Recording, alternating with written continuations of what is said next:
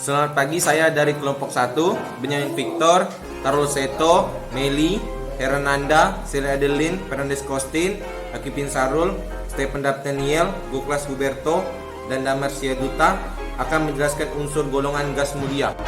Ini adalah SPU. Dalam kali ini kita akan membahas gas mulia yang terletak di kolom paling kanan sendiri, golongan 8A. Ini adalah gas mulia terdiri dari He, Ne, Ar, Kr, Xe, Rn.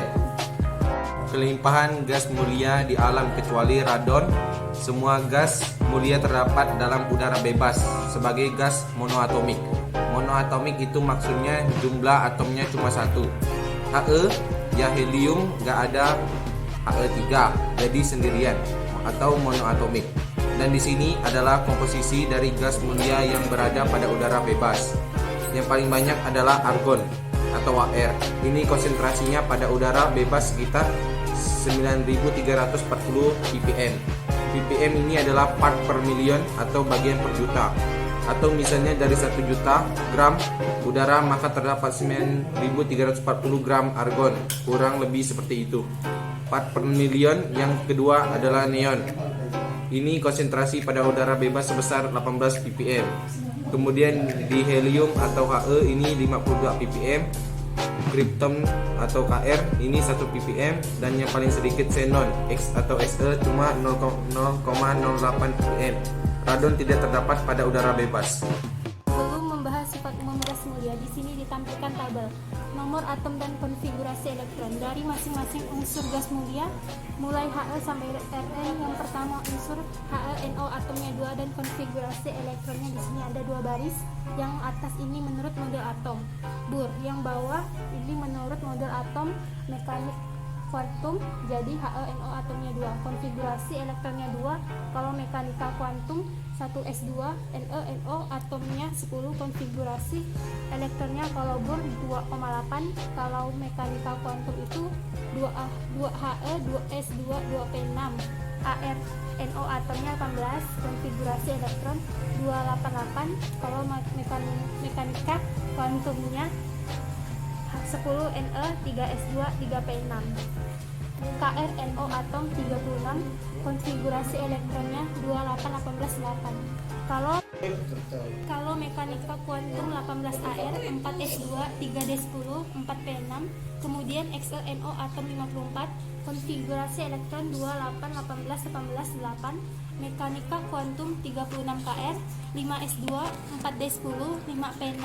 Dan yang terakhir RnNO atom 86, konfigurasi atomnya model Bohr 28, 18, 32, 18, 8.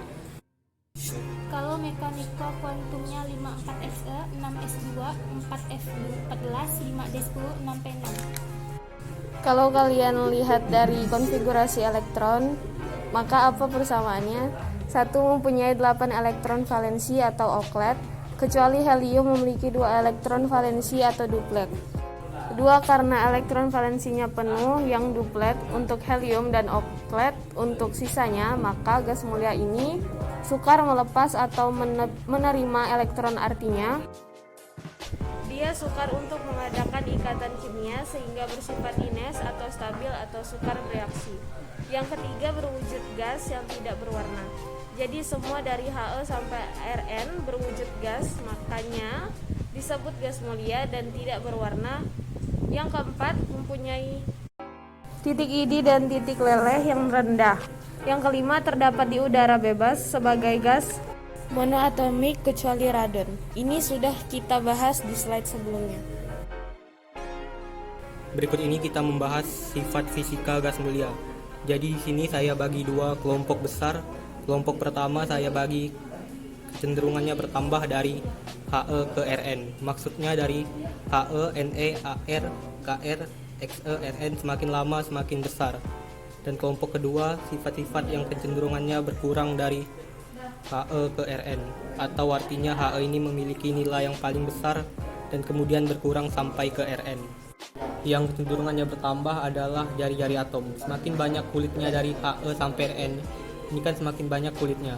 1 kulit, 2 kulit, 3 kulit, 4 kulit, 5 kulit, 6 kulit. Maka jari-jari atom dari He sampai Rn ini semakin besar. Titik leleh dan titik didih juga sama. Kecenderungannya semakin besar AR atau MR sebuah unsur atau senyawa, maka titik leleh dan titik didihnya akan mengikuti.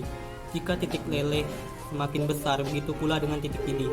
Maka dari antara unsur-unsur gas mulia yang memiliki titik leleh dan titik didih paling kecil adalah He, dan yang memiliki titik didih dan titik leleh paling besar adalah Rn. Kemudian juga massa jenis He paling kecil dan Rn paling besar.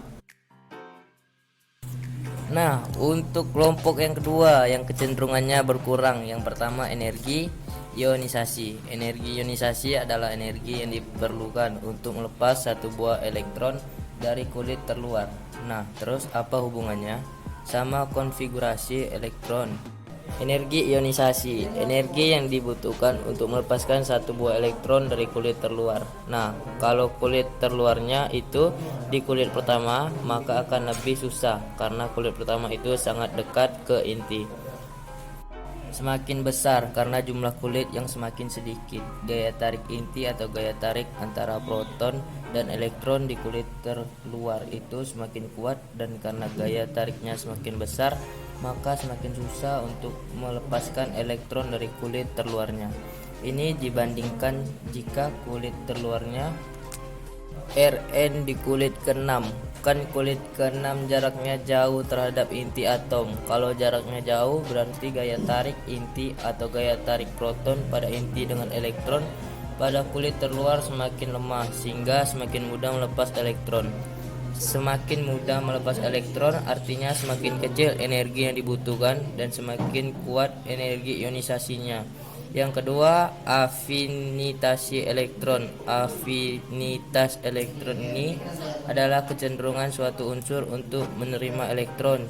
Jadi, kalau semakin mudah menerima elektron, afinitas elektronnya semakin besar. Nah, harusnya kurang lebih sama. Ujung-ujungnya gaya tarik inti He ini kulitnya sedikit, berarti gaya tarik intinya besar. Kalau gaya tarik inti besar, maka elektron mudah untuk masuk.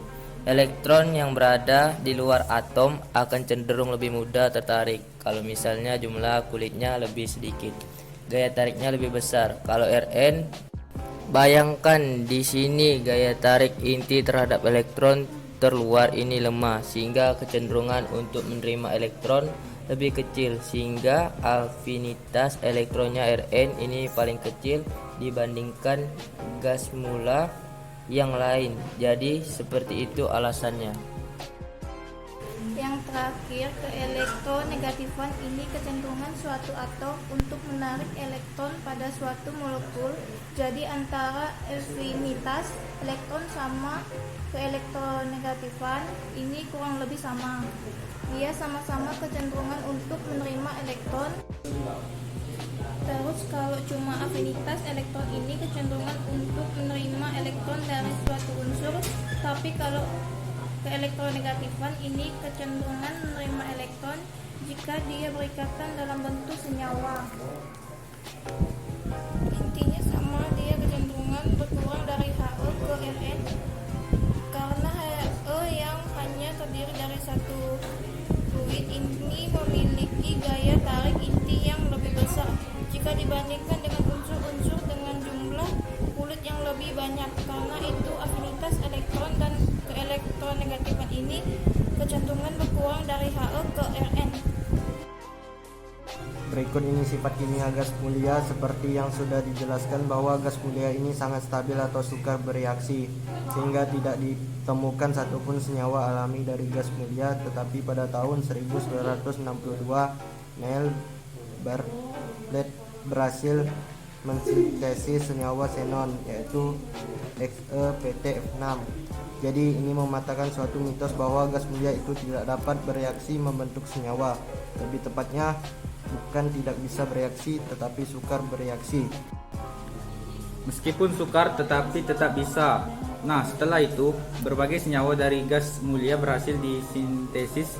Maksudnya dapat dibuat bahan secara alami seperti XeF2, XeF4, XeF6, XeOF4, XeO3, Na4, Xe06, KrFe4, RNF2, RNF4 dan lain-lain. Tapi meskipun demikian, kalau kalian lihat di sini senyawa gas mulianya hanya terdiri dari unsur Xe, kemudian Kr dan Rn. Jadi sampai saat ini senyawa yang bisa disintesis atau dibuat hanya mengandung unsur kripton, xenon dan radon saja. Senyawa-senyawa dari unsur helium, neon maupun argon belum dapat dibuat sampai saat ini.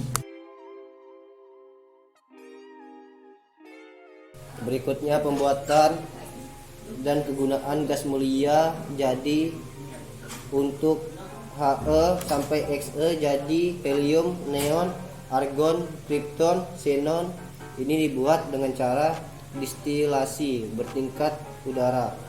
Cair NaH, kemudian satunya yang beda jadi radon atau Rn. Ini dibuatnya bukan dari distilasi tapi dari peluruhan radioaktif radium 226. Nah, untuk kegunaannya He untuk pengisi balon udara, karena helium ini memiliki massa jenis yang sangat kecil. Jadi helium ini dalam tanda kutip mengapung di udara, sehingga balon yang diisi sama helium itu bisa terbang atau naik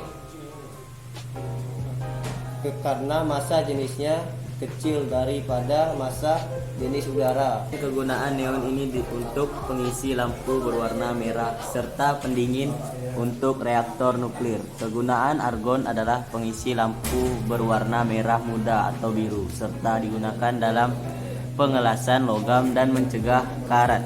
Kripton digunakan untuk pengisi lampu berwarna putih dan juga untuk anestesi. Xenon untuk pengisi lampu berwarna biru dan juga untuk anestesi. Sedangkan radon bersifat radioaktif. Sinar yang dipancarkan digunakan dalam terapi penyakit kanker.